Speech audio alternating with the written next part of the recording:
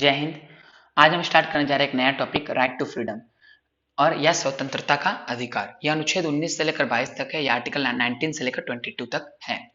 हम इसमें एक एक आर्टिकल को समझेंगे जैसे हमने पिछले वीडियोज में समझा था। तो स्टार्ट करते हैं आर्टिकल 19 से। आर्टिकल 19 में कहा गया है कि कैसे आपको प्रोटेक्ट किया जाएगा, आपके राइट्स को कैसे प्रोटेक्ट किया जाए। जैसे आपके पास राइट्स है, फ्रीडम ऑफ स्पीच का राइट है आपके पास, आपको फ्रीडम टू असेंबल का राइट है, फ्रीडम टू एसोसिएट का राइट है, आपको फ्रीली मूव होने का राइट है, आपको कहीं भी रिसाइड और सेटल होने का राइट है, आपको किसी भी तरह के प्रोफेशन को प्रोफेस करने का राइट है। तो आपके उस सारे राइट्स को किस तरह प्रोटेक्ट किया जाएगा, इसके बारे में आर्टिकल 19 में चर्चा है। अनुच्छेद 19 को भारतीय संविधान का बैकबोन भी कहा जाता है या रीढ़ की हड्डी भी कही जाती है। It is known as the backbone of Indian constitution. Article 19 is known as the backbone of Indian constitution. तो आर्टिकल 19 में टोटल 19 जी तक है, हम एक एक करके सबको समझेंगे। तो आते हैं आर्टिकल 19 ए पर। आर्टिकल 19 ए में क्या है, राइट टू एक्सप्रेशन। आपको एक्सप्रेशन का राइट है। एक्सप्रेशन का राइट में क्या है, आपको बोलने का अधिकार है और आपको चुप होने का अधिकार है। बोलने का अधिकार के साथ ही साथ कहीं ना कहीं चुप रहने का अधिकार भी आ जाता है। तो बोलने का अधिकार से ये मतलब कि आप अपने जो कंस्ट्रक्टिव बातें हैं, जो आपकी अच्छी बातें हैं, आपको जो लगता है जो सही चीज है, जो कि समाज में एक बदलाव ला सकते हैं, समाज को अच्छी चीजें बता सकते हैं, तो उन सारी चीजों को आप क्या रख सकते हैं, सामने रख सकते हैं।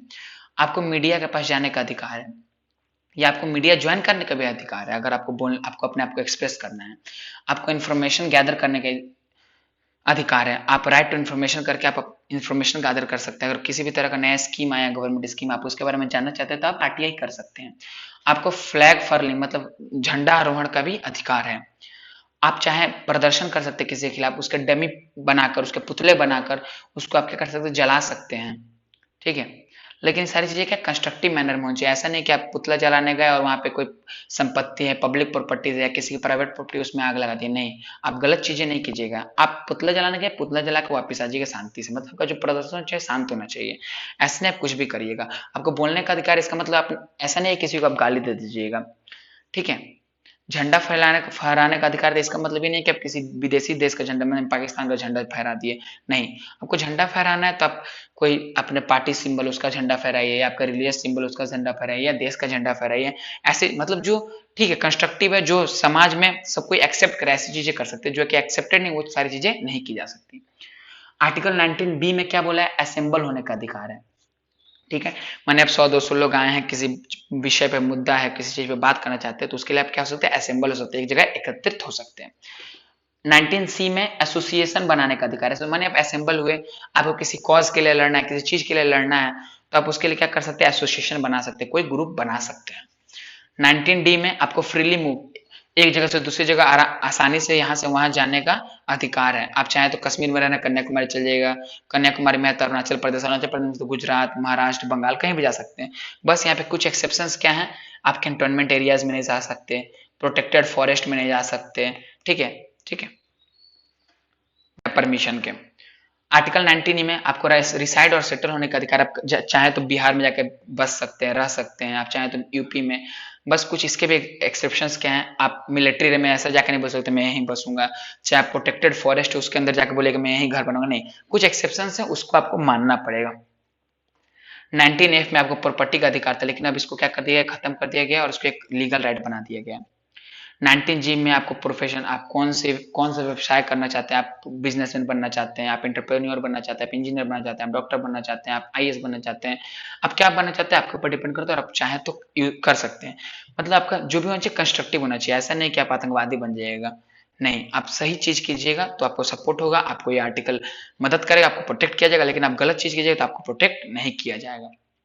तो आपको ये आर्टिकल 19A से 19G जब समझाएं हम, तो आपको समझ में आ गया क्यों इसे रीढ़ की हड्डी कहा जाता है, भारतीय संविधान की रीढ़ की हड्डी क्यों कहा जाता है, क्योंकि जितने भी मूल अधिकार हैं सारे कहीं ना कहीं इसी में छिपे हुए हैं। तो चलिए, जितने भी हमने पढ़ा इसका कुछ एक्सेप्शन भी है। मानिए आपको बोलने का अधिकार है, आपको असेंबल होने का अधिकार है, आपको सब चीज का अधिकार है, लेकिन अगर देश की अखंडता, प्रभुता, इस सारी चीजों का अगर आप थ्रेट पहुंचाइएगा तो आपके सारे अधिकार क्या कर दिए जाएंगे, छीन लिए जाएंगे। देश की सुरक्षा, सिक्योरिटी को अगर आप थ्रेट पहुंचाइएगा, नुकसान पहुंचाइएगा, तब भी आपके सारे अधिकार छीन लिए जाएंगे। पब्लिक के खिलाफ अगर कुछ गलत कार्य कर देते हैं, आप थ्रेट पहुंचा देते हैं, तो आपको उस समय भी क्या किया जाएगा, सारे अधिकार छीन लिए जाएंगे।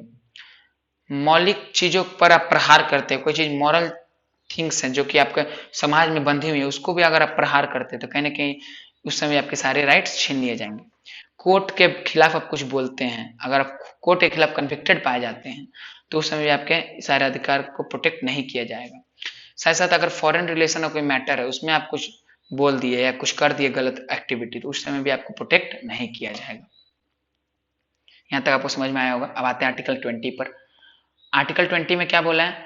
आर्टिकल 20 में बोला protection in respect of conviction for offences, माने आप कोई गलती कर दिए हैं और उसके लिए आप दोषी पाए गए हैं, कोर्ट ने आपको दोषी ठहरा दिया है, बोला है हाँ इस व्यक्ति ने, माने कोई व्यक्ति है उसने चोरी किया, ए है उसने चोरी किया है, और कोर्ट ने बोल दिया कि हाँ साबित हो गया कि हाँ ये चोरी किया है, तो आपका गुनाह साबित होने के बाद, आपका दोष साबित होने के बाद आपको किस तरह से प्रोटेक्ट किया जाएगा, उसके बारे में आर्टिकल 20 में चर्चा है। तो प्रोटेक्शन किस तरह से दी जाती है? देखिए, पहला, अपराध के समय का कानून। आप जब अपराध किए थे उसी समय के कानून के हिसाब से आपको सजा मिलेगी। माने किसी ने अपराध किया था 1990 में, और उस टाइम चोरी की सजा थी फाइन देना, ठीक है, और उसका गुनाह साबित हो 2021 में, और 2020 में कानून बन गया कि चोरी की सजा फांसी होगी, ठीक है, माने बन गया, ऐसा बना नहीं है, मतलब जस्ट एग्जांपल दे रहा हूं। तो लेकिन उसको जो सजा है ना 1990 के हिसाब से ही मिलेगी, उसको फाइन ही देना पड़ेगा, 2020 के हिसाब से नहीं मिलेगी, ठीक है। दूसरा, एक अपराध की एक सजा, आपको एक अपराध के लिए आपको एक ही सजा दी जाएगी। तीसरा, खुद के खिलाफ गवाही नहीं दे सकते, मैंने आपको कोई धमका के, आपको पैसे देके, आपको जबरदस्ती करके खुद के खिलाफ गवाही दे देता है तो उसको माना नहीं जाता है, इसीलिए, ठीक है। अब आते हैं आर्टिकल 21 में। आर्टिकल 21 में क्या बोला है? आर्टिकल 21 में बोला है protection of life and personal liberty, मतलब इसमें राइट टू लाइफ और पर्सनल लिबर्टी की चर्चा है। आपको जीने का अधिकार और आपको अपने जिस तरह से आप अपना जीवन यापन करना चाहते हो उसकी भी आपको क्या है? स्वतंत्रता है, ठीक है। और आपको इस केस के लिए, इस चीजों के लिए क्या किया जाएगा? प्रोटेक्ट किया जाएगा, सुरक्षित किया जाएगा, ठीक है।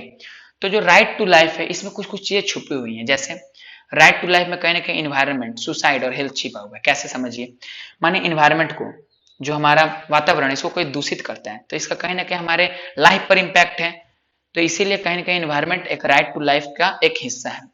कोई व्यक्ति उसने सुसाइड अटेम्प्ट किया लेकिन वो मरता नहीं है, उसकी मृत्यु नहीं होती है, तो उसके ऊपर क्या हो सकता है? केस हो सकता है, क्योंकि उसने अपने राइट टू लाइफ का क्या किया है? हनन किया है। हेल्थ, मैंने आपको सही से हेल्थ फैसिलिटीज नहीं मिल सकती, तो कहीं ना कहीं वो भी आपके राइट टू लाइफ का क्या है? हनन है। तो इसके खिलाफ भी हम लोग क्या कर सकते हैं? कार्रवाई कर सकते हैं। पर्सनल लिबर्टी, पर्सनल लिबर्टी में क्या आता है? माने कोई एकांतवास में रहना चाहता है, अकेले रहना चाहता है, एकदम अलग रहना चाहता है, दुनियादारी से दूर रहना चाहता है, तो वो चाहे उसका पर्सनल लिबर्टी रह सकता है। कोई व्यक्ति वो विदेश घूमने जाना चाहता है तो उसकी इच्छा हो जा सकता है।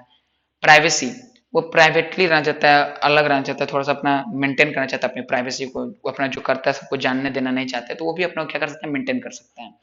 एक एडल्ट्री, एडल्ट्री भी कहीं ना कहीं पर्सनल लिबर्टी में ही है। एडल्ट्री आपका आईपीसी का 370, आईपीसी 370, आईपीसी मतलब Indian penal code, Indian penal code का 370 जो आर्टिकल है उसका एक पार्ट है एडल्ट्री। एडल्ट्री मतलब क्या होता है? जैसे देखिए, ए और बी की शादी हो गई है, लेकिन इन दोनों में से कोई एक किसी और के साथ संबंध रखा, माने ए डी के साथ संबंध रखा है, तो इसी को एडल्ट्री बोलते हैं, ठीक है। तो इसमें कोर्ट क्या बोलता था कि ये एक और डी का क्या है? पर्सनल लिबर्टी है, इसमें बी कुछ कर नहीं सकता था, लेकिन बाद में इसमें थोड़ा सा अमेंडमेंट किया गया और कहा गया कि नहीं, बी चाहे तो ए को तुरंत ही क्या कर सकता है? डाइवोर्स दे सकता है, और इससे ज्यादा कुछ नहीं कह सकते। इसलिए मैंने यहाँ पे देख लिख के रखा है डाइवोर्स, ठीक है। बाद में इसको थोड़ा सा स्ट्रेंथन किया गया था, क्योंकि गलत चीज है ना, मानिए आप इसके साथ शादी किए हैं और आप दूसरे के साथ संबंध रखे हैं तो ये गलत बात है। इस तरह की चीज समाज में एक्सेप्टेड नहीं है, लेकिन अब ये पर्सनल लिबर्टी के तौर पर उसको क्या कर दिया जाता था? अलाउ कर दिया जाता था, लेकिन बाद में इसको थोड़ा सा मॉडिफाई किया गया रूल को और बोला गया नहीं, ए तुरंत चाहे, मतलब जो अपोजिट में है, माने बी किया है, दूसरे से संबंध रखा है, तो ए तुरंत चाहे तो क्या कर सकता है? बी को डाइवर्स दे सकता है, इसका आईपीसी 370 का प्रयोग करके। अब आते हैं आर्टिकल 21 ए में। आर्टिकल 21 हमने समझा right to life and personal liberty. Article 21 A में क्या है? राइट टू एजुकेशन, सबको शिक्षा का अधिकार है। किस चीज का अधिकार है? शिक्षा का अधिकार। तो जो शिक्षा का अधिकार है वो आपका 2002 में जोड़ा गया 86 अमेंडमेंट करके, 86वां संविधान संशोधन करके 2002 में क्या किया गया? राइट टू एजुकेशन को, शिक्षा के अधिकार को क्या मूल अधिकार बनाया गया। तो आर्टिकल 21 ए के हिसाब से, राइट टू एजुकेशन के हिसाब से, शिक्षा के अधिकार के हिसाब से क्या कहा गया कि जो बच्चे होंगे 6 से लेकर 14 साल की उम्र के बच्चों को क्या किया जाएगा? फ्री एंड कंपलसरी एजुकेशन दी जाएगी। सबको क्या कंपलसरी और फ्री एजुकेशन दी जाएगी। ये आर्टिकल 21 ए में है। अब आते हैं आर्टिकल 22 पर। आर्टिकल 22 में बोला गया है कि आपको किस तरह से प्रोटेक्ट किया जाएगा against arrest and detention in certain cases. कुछ केसेस में आपको अगर डिटेंशन हो रहा है या आपको अरेस्ट किया जा रहा है तो उस समय आपको किस तरह से प्रोटेक्ट किया जाएगा, इसके बारे में चर्चा है। तो देखिए अरेस्ट दो तरह का होता है, एक होता है प्यूनिटिव, एक होता है प्रिवेंटिव। प्यूनिटिव मतलब आप अपराध कर दिए हैं, उसके बाद आपको सजा हो रही है, आपको पकड़ा जा रहा है, आपको अरेस्ट किया जा रहा है, तो उसको बोलेंगे प्यूनिटिव।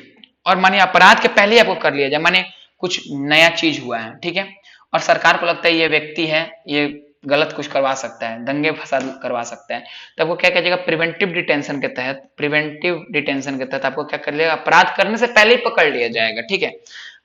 इसके बाद तब इस दोनों में हम लोग डिफरेंस समझते हैं, मेजर डिफरेंस। तो प्यूनिटिव अपराध के बाद, प्रिवेंटिव अपराध के पहले। प्यूनिटिव में वारंट चाहिए पकड़ने के लिए, 24 घंटे के अंदर अरेस्ट के बाद आप कोर्ट में सबमिट करना पड़ेगा उस व्यक्ति को, और तीसरा उसको एक लॉयर प्रोवाइड करना पड़ेगा। लेकिन प्रिवेंटिव डिटेंशन में 24 घंटे के बाद नहीं प्रस्तुत करना पड़ता है जज के सामने, और उसके लिए कोई वारंट भी नहीं चाहिए, और उसको 3 महीना चुपचाप बिना किसी को बताए होता है, चुपचाप उसको होम अरेस्ट पे रख सकते हैं, किसी को कानो कान खबर भी नहीं लगेगी। ये आर्टिकल 22 में इसी के बारे में। तो देखिए प्रोटेक्शन किस तरह से, मैंने आपको पकड़ा, पुलिस पकड़ लिया, तो आपके साथ क्या करेगा क्या नहीं, इसीलिए बोला गया कि आपको तुरंत 24 घंटे के अंदर क्या किया जाएगा, सबमिट किया जाएगा। और प्रिवेंटिव डिटेंशन में वही किया गया, मैंने आपको पकड़ लिया, 3 महीना में आपको सबमिट नहीं किया जज के पास, या जज के पास नहीं ले गया, आपको मार दिया, तो कैसे पता लगेगा, इसीलिए इसमें 3 महीने एक बाउंडेशन दिया गया, 3 महीने ज्यादा प्रिवेंटिव डिटेंशन में आप नहीं रख सकते। और आपको पुख्ता रीजन देना पड़ेगा क्यों आप इनको पकड़ कर रखते, अगर साबित नहीं होता है तो कार्रवाई होगी अथॉरिटी पर, फाइन देना पड़ेगा, जुर्माना भरना पड़ेगा, ठीक है, अथॉरिटी को।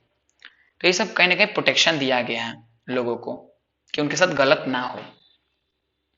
तो यही था आर्टिकल 19 से लेकर 22 तक का। हम थोड़ा सा जो प्रिवेंटिव, ये जो डिटेंशन वाला पार्ट था ना, डिटेंशन का बहुत सारे कानून बनाए गए थे डिटेंशन के लिए, नए नए कानून लाए गए थे, उसके बारे में थोड़ा सा समझते हैं जो अलग अलग थे। तो एक था PDA, preventive detention act. Preventive तो जो गलत होने से पहले रोकने के लिए एक्ट लाया गया था, प्रिवेंटिव डिटेंशन एक्ट, इसको पीडीए भी बोलते हैं। ये 1950 में आया था और 1968 में 1968 में इसको खत्म कर दिया गया। और एक और आया था armed forces special protection act, AFSPA, armed forces special protection act, ये 1958 में आया था और अभी तक चल रहा है। ये आप्सपा का ज्यादातर प्रयोग नॉर्थ ईस्टर्न इंडिया में हुआ था, अरुणाचल प्रदेश, असम, त्रिपुरा, इस वाले इलाके में। यहाँ पे बहुत ज्यादा मिलिटेंट एक्टिविटी बढ़ गई थी, तो यहाँ पे क्या कहा गया था कि जब भी आर्म्ड फोर्सेस चाहें तो किसी के घर में जाके वहां पे क्या करते हैं, तलाशी ले सकते हैं कि यहाँ पे टेररिस्ट छुपे हुए तो नहीं है, किस तरह का हथियार तो नहीं रखा, इसके चेकिंग के लिए इस एक्ट को लाया गया था। एक है UAPA, unlawful activities prevention act. तो जो अनलॉफुल है, लॉ के जो खिलाफ है, जो लॉ से अलग, लॉ में जो नहीं है, ऐसे एक्टिविटीज जो कि लॉ के विपरीत हैं, तो उनको रोकने के लिए, उनको प्रिवेंट करने के लिए इस एक्ट को लाया गया था। इसको 1967 में लाया गया था और ये अभी तक चल रहा है। पूछेगा यूएपीए में सबसे पहला संशोधन, सबसे पहला अमेंडमेंट कब हुआ था, 2004 में। बनाया कब गया था, 1967 में। अमेंडमेंट सबसे पहला 2004 में, उसके बाद अमेंडमेंट हुआ 2008 में, और अभी एक और अमेंडमेंट हुआ 2012 में। एक था MISA, maintenance of internal security act, ये इंदिरा गांधी गवर्नमेंट के समय पाया था 1971 में, और 1977 में खत्म हो गया था। ये सबसे ज्यादा मिसयूज डिटेंशन एक्ट था, सबसे ज्यादा मिसयूज। इसको इंदिरा गांधी गवर्नमेंट ने बहुत गलत तरीके से यूज किया था, और इसका यूज करके उन्होंने सारे अपोजिशन लीडर्स को क्या कर दिया था, जेल में डाल दिया था, मीसा का यूज करके। तो इसलिए इसको बाद में रोक लगा दी गई थी 1977 में, और ये सबसे मिसयूज्ड एक्ट था। क्वेश्चन पूछता सबसे ज्यादा मिसयूज्ड डिटेंशन एक्ट कौन सा था, तो MISA, maintenance of internal security. मतलब इंटरनल सिक्योरिटी के नाम पर किसी को भी जेल में डाल देते थे, सारे अपोजिशन लीडर्स कुछ भी, कोई मीडिया वाला कोई पर्सनल कुछ बोलता था उसको भी जेल में डाल देते थे, अपोजिशन लीडर कुछ बोलते थे उनको जेल में डाल, कोई व्यक्ति कुछ बोलता था उनको भी जेल, मतलब इंटरनल सिक्योरिटी का नाम लेकर किसी को भी जेल डाल, आंतरिक सुरक्षा के नाम पर सबको जेल में डाल देते थे। एक है एनएसए, नेशनल सिक्योरिटी एक्ट, ये 1980 में लागू हुआ था और ये अभी भी चल रहा है। आपने बहुत बार न्यूज़पेपर में पढ़ा कि इस व्यक्ति पे एनएसए लग गया, चाहे उस व्यक्ति पे एनएसए लग गया, और कभी कभी गलत भी होता है, बिना मतलब है किसी पर एनएसए लग भी जाते हैं, ठीक है। सबसे ज्यादा पूछेगा सबसे ज्यादा कौन सा डिटेंशन एक्ट यूज हुआ है, तो एनएसए। अब आते हैं Tada, terrorist and disruptive activities prevention act. तो क्या बोला इसमें, टेररिस्ट और डिस्ट्रप्टिव एक्टिविटीज को प्रिवेंट करने के लिए इस एक्ट को लाया गया था। ये 1985 में लाया गया था और 1995 में इसको रोक लगा दी गई। ये सबसे खतरनाक डिटेंशन एक्ट है, सबसे डेंजरस। तो देखिए 3 क्वेश्चन यहाँ से बनते हैं। सबसे ज्यादा मिसयूज्ड तो मीजा, सबसे ज्यादा यूज्ड मतलब सबसे ज्यादा यूज कौन सा हुआ, सबसे ज्यादा प्रयोग किसका किया गया था, एनएसए का, और सबसे ज्यादा खतरनाक कौन सा था, तो टाडा। अब एक POTA, prevention of terrorism act, terrorist activities को रोकने के लिए इसको लाया गया था। ये 2001 में लाया गया था, 2004 में खत्म हो गया था। अब हम चलिए थोड़ा सा कुछ टेक्निकल टर्म्स को डिस्कस करते हैं, जिसके बारे में बहुत लोगों को प्रॉब्लम होती है कि ये क्या है टेक्निकल टर्म्स। जैसे हम लोग बार बार सुनते हैं इंटरोगेशन, इंटरोगेशन पे ले गया, पुलिस पकड़ के इंटरोगेट कर रही है, सीबीआई पकड़ के इंटरोगेट कर रही है। तो इंटरोगेट का मतलब क्या होता है, इंटरोगेट का मतलब होता है पूछताछ करना, ठीक है, क्लियर हो गया। इंटरोगेशन का मतलब पूछताछ करना।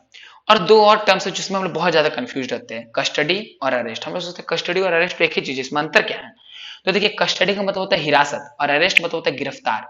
हिरासत और गिरफ्तार, गिरफ्तारी और हिरासत में ले लेने में अंतर क्या है? देखिए हिरासत में कब लिया जाता है? जब कोई नॉर्मल मैटर है, ठीक है, नॉर्मल मैटर में आपको कस्टडी पे लिया जाएगा, लेकिन कोई सीरियस मैटर है तो आपको क्या किया जाएगा? अरेस्ट किया जाएगा। अरेस्ट जब भी किया जाएगा आपको क्या करना पड़ेगा? कोर्ट के सामने पुलिस को उस व्यक्ति को कोर्ट के सामने 24 घंटे के अंदर क्या करना पड़ेगा? प्रस्तुत करना पड़ेगा। तो देखिए 24 घंटे में ना एक चीज याद रखिएगा, माने कोई छुट्टी पड़ गई थी, इस 24 घंटे में नहीं जोड़ा जाता है उसको। चाहे जो ट्रैवलिंग टाइम है उसको भी इस 24 घंटे में नहीं जोड़ा जाता है। ट्रैवलिंग टाइम और छुट्टी दोनों को माइनस करने के बाद 24 घंटे के अंदर क्या करना पड़ता है? प्रस्तुत करना पड़ता है उस व्यक्ति को जज के सामने, कोर्ट के सामने। अब हम आते हैं पुलिस रिमांड पर। पुलिस रिमांड का मतलब क्या होता है? मानिए व्यक्ति को अरेस्ट कर लिया, उसका जज ने उसे क्या कर दिया? जेल में भेज दिया, लेकिन बाद में पुलिस है कि जैसा मुझे वो व्यक्ति चाहिए, मुझे उससे इंक्वायरी करना है और एविडेंसेस जुटाने हैं, तो पुलिस क्या बोलेगी? मुझे वो व्यक्ति मुझे रिमांड पर चाहिए। रिमांड में बेसिकली कुछ नहीं होता, रिमांड में क्या किया जाता है? इंक्वायरी किया जाता है और साथ साथ एविडेंस जुगाड़े जाते हैं। मानिए कोई ए व्यक्ति है, उसको पकड़ा गया था, उससे पूरा समझा जाएगा कि अच्छा कैसे अपना अपराध किया और उसका अपराध इस जगह पर अपराध किया, कहाँ किया, कैसे किया, तो उन सारे एविडेंसेस को देखा जाएगा। माने किसी की हत्या कर दी उसने चाकू से या गन से, तो देखा जाएगा वो गन कहाँ फेंका, चाहे वो चाकू कहाँ फेंका, उस स्पॉट पे जाकर समझेगा, देखेगा और उससे मिलाएगा उसके कहानी से कितना टैली कर है। तो वो इंक्वायरी और एविडेंस के लिए पुलिस रिमांड पे दिया जाता है। पुलिस रिमांड में 15 दिन तक के लिए दे सकते हैं, लेकिन किसी किसी केस में जज अब देखता है सिचुएशन कैसा, उसके हिसाब से 5 दिन के लिए भी दे सकता है, 7 दिन के लिए भी दे सकता है, 10 दिन के लिए भी दे सकता है, मतलब जिस तरह का केस हो उस हिसाब से रिमांड दे सकता है। जुडिशियल कस्टडी क्या होता है? जज के पास गया, उसका जब तक उसका एविडेंस नहीं मिलता तब तक उसको क्या करेगा? जज अपने पास जुडिशियल कस्टडी में रख लेगा, क्योंकि पुलिस के पास रहेगा तो जानते हैं पुलिस पीटेगी पाटेगी, इसीलिए उसको क्या करेगा? जुडिशियल कस्टडी में रखेगा और उसको जेल भेज देगा। और वहां पे जेल का कौन मालिक होता है? जेलर। तो हमेशा याद रखिएगा जो जेलर होता है उसका पुलिस से कोई लेना देना होता है। जेलर और जेल हमेशा किसके अंदर होती है? कोर्ट के अंदर होती है, ठीक है। तो कोर्ट ऑर्डर देगा कि भाई इसको पकड़ के ले जाओ, जेल में रखो, ठीक है। तो ये आपको समझ में आ गया, जुडिशियल कस्टडी समझ में आ गया। और पुलिस रिमांड, पुलिस रिमांड में पुलिस अपने पास ले जाती है, वहां पे इंक्वायरी और एविडेंस मांगती है। और जुडिशियल कस्टडी में आपको पुलिस मारती उड़ती नहीं है। यहाँ पे अगर मार पिटाई आप खाएंगे तो वहां पे जो अंदर जो और भी गुनहगार है और भी जो दोषी लोग हैं वही आपसे मारपीट करेंगे। यहाँ पे पुलिस जेल में किसी को नहीं मारती है, ठीक है, मतलब ऐसे मारती नहीं, क्योंकि जो जेल होता है वो क्या होता है? जेलर के अंदर, तो जेलर किसके आदेश पे काम करता है? कोर्ट के आदेश पर। और पुलिस रिमांड पर पुलिस पीटती है, सबको पता है, पूरी दुनिया जानती है, पूरी इंडिया जानती है कि भाई पुलिस रिमांड में पुलिस बहुत अच्छे से कूटती है, क्योंकि अगर नहीं मारेगी तो कोई बताने को तैयार ही नहीं होगा किस तरह से क्या किया, इसलिए जरूरी भी होता है कहीं ना कहीं। तो interrogation, custody, arrest, police remand, judicial custody, इन दोनों के बीच में अंतर आपको समझ में आ गया और इस दोनों के बीच में अंतर समझ में आ गया। पुलिस रिमांड का मतलब क्या होता है? इंक्वायरी और एविडेंस जुटाने के लिए। जुडिशियल कस्टडी कि जब तक आप एविडेंस नहीं जुगाड़ लेते तब तक ये क्या रहेगा? मेरे पास रहेगा, जेल में रहेगा, जेलर के पास रहेगा, ठीक है। तो यहाँ तक आपको समझ में आया होगा। आज के लिए बस इतना ही, मिलते हैं नेक्स्ट वीडियो में। Thank you.